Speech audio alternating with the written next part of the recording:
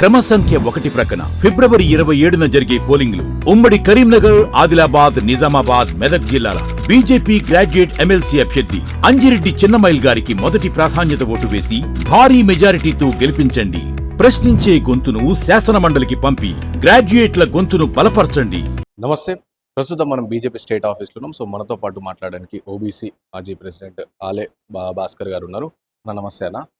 చెప్పండి ఫస్ట్గా ఈ రాహుల్ ఇటు రేవంత్ రెడ్డి గారు సో మోదీ ఒక కన్వర్టెడ్ బీసీ అని చెప్పి చెప్తా ఉన్నారు. ఎందుకంటే ప్రధానంగా రాష్ట్రంలో బీసీ కులగణన పైన విషయం వచ్చినప్పుడు సో మోదీయే బీసీ కాదు, ఆయన ఒక కన్వర్టెడ్ బీసీ అని చెప్పి రేవంత్ రెడ్డి బాగా చేస్తున్నారు. ఎవరు బీసీలుగా గుర్తించబడాలి?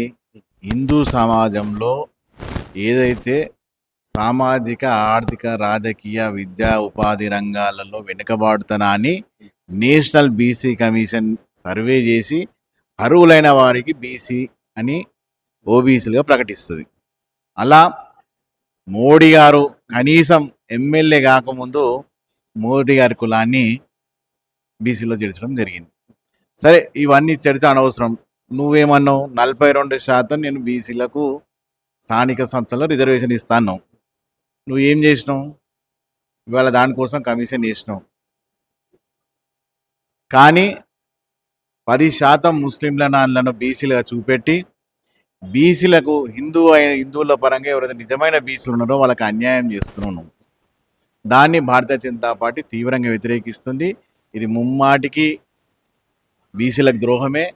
ఎట్టి పరిస్థితుల్లో మైనార్టీలను బీసీలకు చేర్చే దాంట్లో బీజేపీ ఒప్పుకునే ప్రసక్తే లేదు.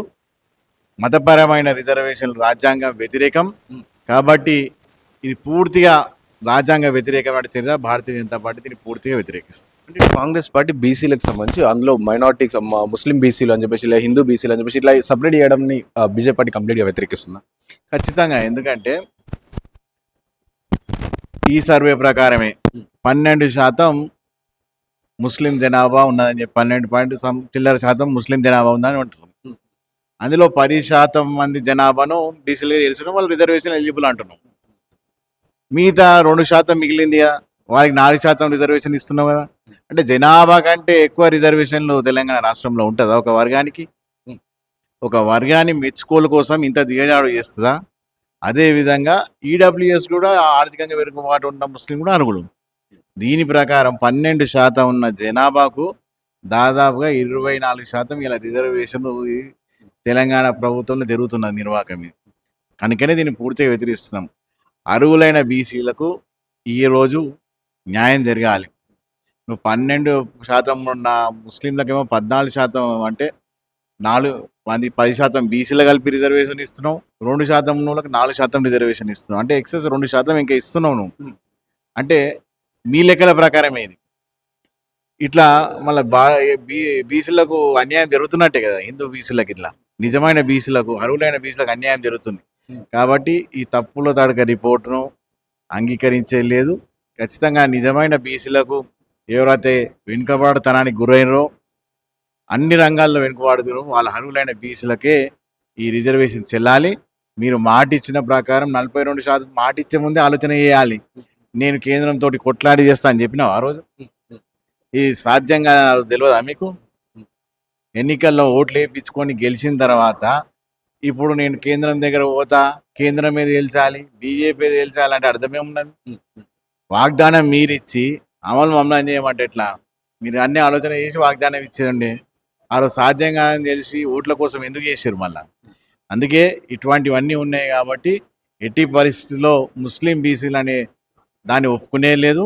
దాన్ని సవరించాలి. నిజమైన బీసీలకే ఈ రిజర్వేషన్ వర్తించాలి. రేవంత్ రెడ్డి మాట్లాడుతూ ఇటు జనాభా మీరు ఇంతమంది అన్నట్టు సో జనాభా కన్నా ఎక్కువ రిజర్వేషన్ ఎట్లా ఇస్తారు అని చెప్పి సో ఈడబ్ల్యూఎస్ అంటే ఓసీలకు సంబంధించి ఈడబ్ల్యూఎస్ రిజర్వేషన్ తీసుకొచ్చింది బీజేపీ పార్టీ. సో అయితే పార్లమెంట్లో చట్ట సవరణ ఏ విధంగా అయితే చేసిందో సో మేము కూడా ఈ బిల్లును పంపిస్తాం, బీసీలకు సంబంధించి బిల్లును పంపిస్తాం, దాన్ని కూడా పాస్ చేస్తారా అని చెప్పేసి కూడా రేవంత్ రెడ్డి గారు పాస్ చేస్తారంటే మీరు హామీ వాళ్ళు ఇచ్చారు. భారతీయ జనతా పార్టీ హామీలే కదా, మీ మీద ఉన్నది అది.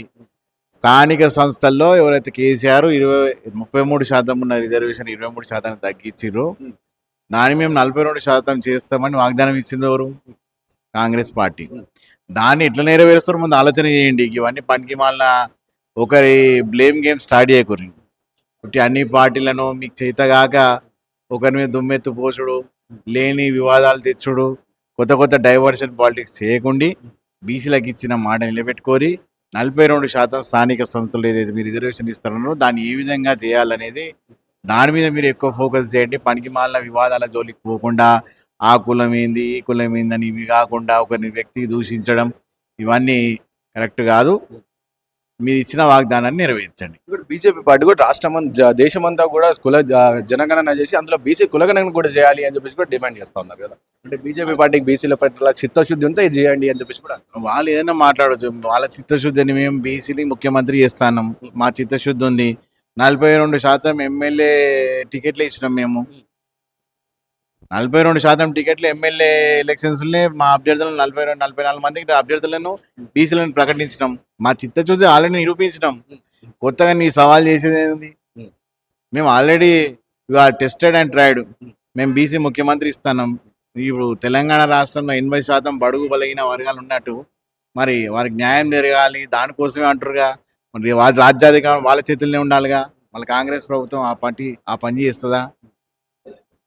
మనం క్వశ్చన్ చేయండి. చేస్తున్నది ఎందుకు? వాళ్ళకి న్యాయం జరగాలని. ఎవరైతే జనాభా ప్రకారం ఎంత ఉందో వాళ్ళకి న్యాయం జరగాలని అంటారు. మరి 80% ఎస్సీ ఎస్టీ బీసీ మైనారిటీ వాళ్ళకి ఎన్ని మంత్రి పదవులు ఇచ్చారు, ఏమున్నా వాళ్ళ ప్రాధాన్యత ఏమున్నది, ఇవన్నీ కూడా పరిగణనలో తీసుకొని ఉట్టిగా ఏవో పనికిరాని మాటలు చేసి డైవర్షన్ చేసి పాలిటిక్స్ చేయొద్దని చెప్తున్నాను. ఇంకోటి బీజేపీ పార్టీ కూడా ఇటు రాహుల్ గాంధీకి సంబంధించి వాళ్ళ ఏ కులం ఏ మతం అని చెప్పేసి అడుగుతా ఉంది కదా. అయితే ఈ దేశమంతా కూడా కులగణన చేసి సో వాళ్ళ ఇంటికి వెళ్ళి అడగండి అప్పుడు తెలుస్తుంది అని చెప్పేసి కూడా సవాల్ కూడా విసిరి. ఇప్పుడు ఇంటికి ఎవరిని అడుగుతారు? ఇంటికి వెళ్ళి అన్ని అడుగుతారు, అన్ని వివరాలు అడుగుతారు, అన్నీ చేస్తారు. కాకపోతే పాయింట్ అది కాదు ఇక్కడ. మనం అడిగేది ఏంటంటే మోడీ గారిని దూషించడం ఇది కరెక్ట్ కాదు. మనం దూషించే వాళ్ళు ఒక మాట అన్నప్పుడు ఇక్కడ కూడా అంటారు. యాక్షన్కు రియాక్షన్ ఉంటుంది, ఖచ్చితంగా యాక్షన్కు రియాక్షన్ ఉంటుంది. అది కానీ ముఖ్యంగా మేము కోరుకునేది అంటే బీసీలకు న్యాయం జరగాలి, దాని మీద ఫోకస్ పెట్టండి. ఈ పనికి మాలిన రాజకీయాలు పక్కకు పెట్టండి, చర్చను పక్కదో పెట్టేయకండి. మీరైతే వాగ్దానం చేసిండ్రో అది మ్యాటర్, దాన్ని పూర్తి చేయండి. అంటే ఇప్పుడు రాష్ట్రంలో జరిగిన కులగణన ఏమో తప్పుల తడకగా ఉందని చెప్పి చాలా మంది చెప్తున్నారు, బీజేపీ పార్టీ కూడా చెప్తుంది. కానీ కాంగ్రెస్ పార్టీ లేదు, చాలా పకడ్బందీగా పక్క ప్రణాళిక పరంగా అయింది అని చెప్పేసి కూడా కాంగ్రెస్ పార్టీ. ఇప్పుడు బీసీ ఉద్యమకారులు కానీ బీసీ సంఘాలు కానీ ఎవరు కూడా ఈ రిపోర్ట్ మీద కరెక్ట్గా ఉన్నదని ఎవరు కూడా ఒప్పుకుంటలేరు. ఆ రిపోర్ట్ మొక్కుబడిగా ప్రతి ఇంటింటికి తిరిగి చేయలేదని చాలా జిల్లాలకి కూడా రిపోర్ట్స్ వస్తున్నాయి. అన్ని కరెక్ట్ జరిగితే మళ్ళీ ఎందుకోసారి ఆప్షన్ ఎందుకు ఇచ్చినాం, మళ్ళీ నామోదు చేసుకోండి అని. మీ రిపోర్టే కరెక్ట్ అయితే మళ్ళీ నామోదు చేయాలని, ఇంకా 4% జనాభా చేయాలని మళ్ళీ ఆప్షన్ ఎందుకు ఇచ్చినాం? ఇది కంప్లీట్గా జరగలేదు. దాన్ని కప్పుపించుకోవడానికి ఏవో నాటకాలు చేస్తున్నారు.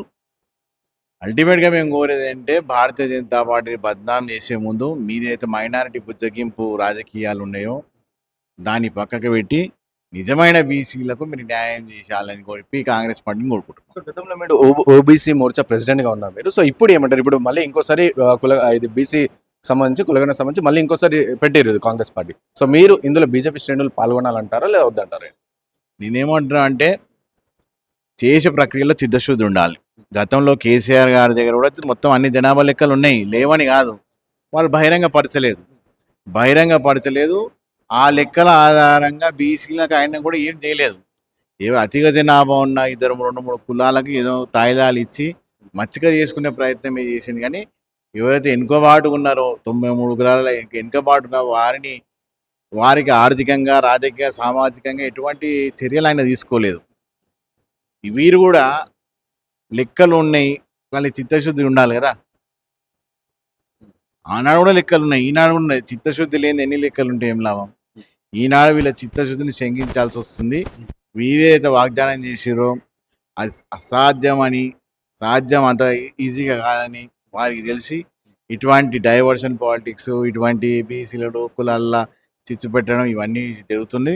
ఇది కరెక్ట్ కాదు. మీరు ఇచ్చిన మాట ప్రకారం బీసీలకు ఏదో వాగ్దానం చేసిందో దాన్ని నెరవేర్చాలని కోరుకుంటున్నాను. ఈ సర్వేలో ఆలే భాస్కర్ గారు పాల్గొంటారా? ఈ సర్వేలోనే పాల్గొన్నా. ఇప్పుడు మళ్ళీ ఇంకోసారి ఆల్రెడీ నాది అయిపోయా, నామోదు చేసుకున్నా. సో సో విన్నారు కదా, ఇది ఆర్ఏ భాస్కర్ గారు చెప్తాను. సో ఏదైతే బీసీకి సంబంధించి రీసర్వే ఏదైతే చేస్తూ దాంట్లో చిత్తశుద్ధి ఉండి చేస్తే బాగుంటుంది అని చెప్పేసి తోని చెప్తాను. అండ్ అలాగే ఇవన్నీ కూడా డైవర్షన్ పాలిటిక్స్ కాకుండా సో బీసీలకు ఏదైనా సరే న్యాయం జరిగేటట్టు చూడండి అని చెప్పేసి ఆర్ఏ భాస్కర్ గారు చెప్తున్నారు. Camera person Sai Torana Pratap reporting from మా ఇంటి ఫ్రమ్ హైదరాబాద్.